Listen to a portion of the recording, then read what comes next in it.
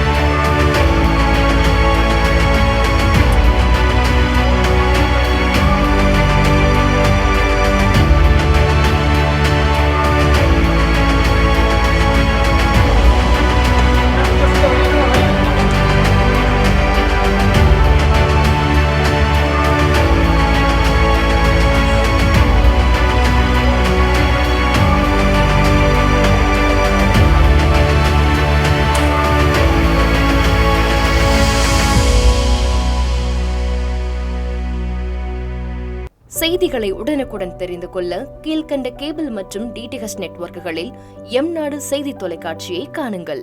பாதகம் செய்பவரை கண்டால் நாம் பயம் கொள்ளலாகாது பாப்பா. மோதி மிதித்துவிடு பாப்பா, அவர் முகத்தில் உமிழ்ந்துவிடு பாப்பா. அண்மை செய்திகளை உடனுக்குடன் தெரிந்து கொள்ள இணைந்திருங்கள் எம்நாடு தொலைக்காட்சியுடன்.